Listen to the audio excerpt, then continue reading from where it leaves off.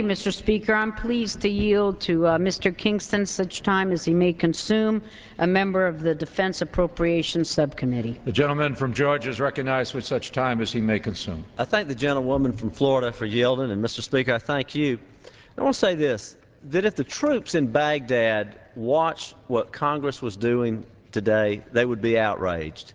Fortunately for us and the free world, they don't sit around and watch C-SPAN and what silly politicians do. They live in a real world where there is real bullets. This resolution, on the other hand, is not real. It's a political whip check designed for press releases. It is non-binding. The Democrat National Chairman, Howard Dean, famously said, quote, "The idea that we're going to win the war in Iraq is an idea which is just plain wrong," unquote. Speaker Pelosi called the war, quote, "a grotesque mistake," end of quote. So if the situation in Iraq is so hopeless and unwinnable, why are we messing around with non-binding resolutions?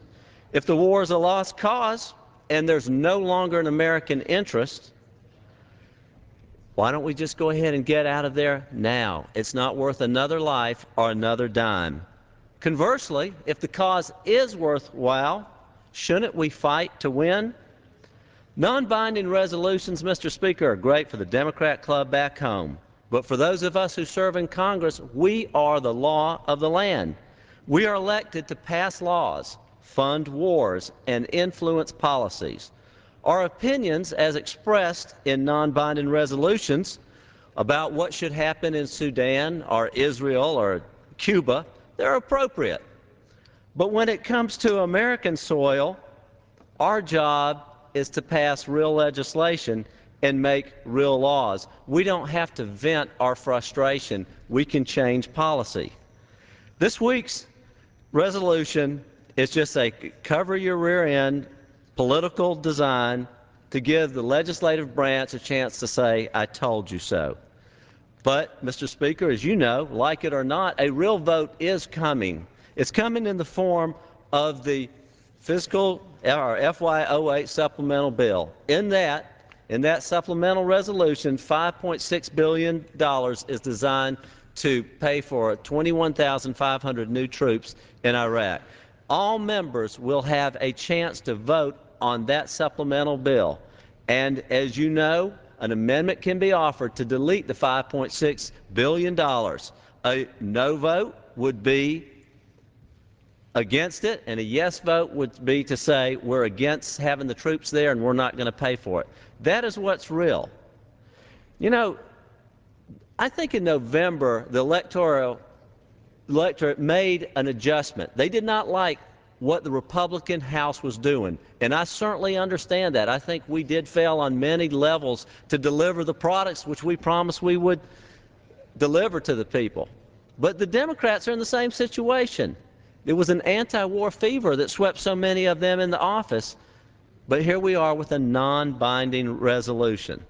Now, I understand that it's frustrating. I serve, as you do, on the Defense Committee. And as you know, many times we don't get all the information that we want. We have heard, as Mr. Boyd said, generals after admirals, after captains telling us we don't need more troops in Iraq.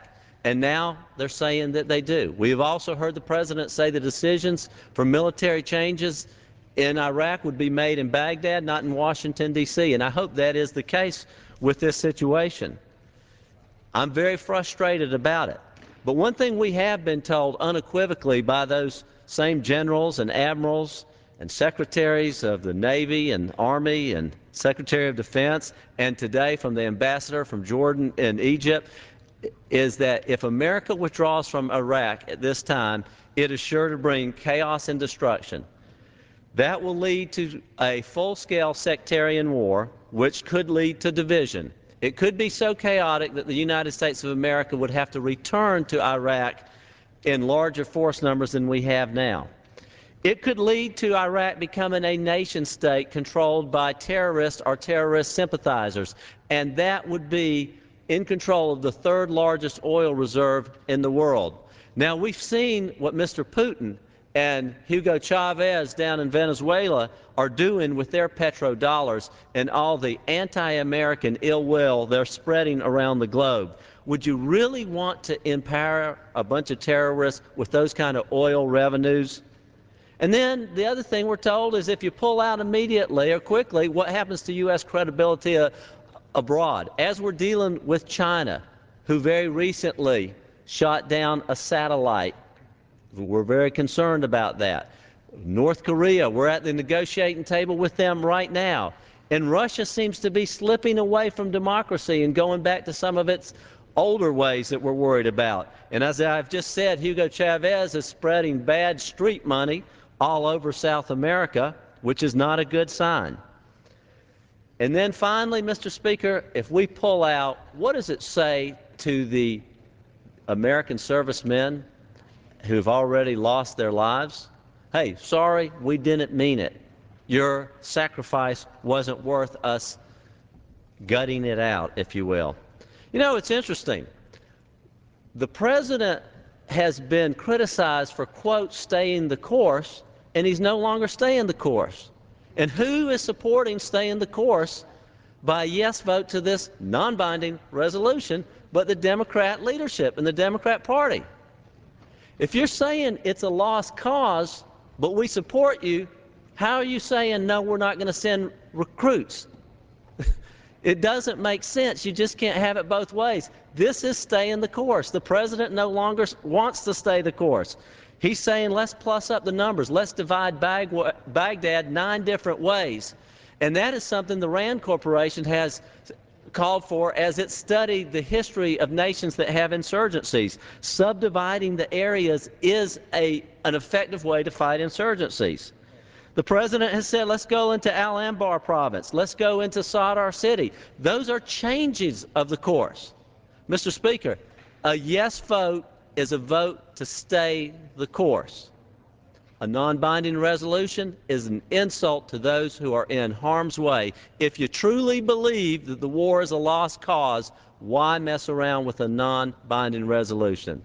A no vote to this is a vote for change.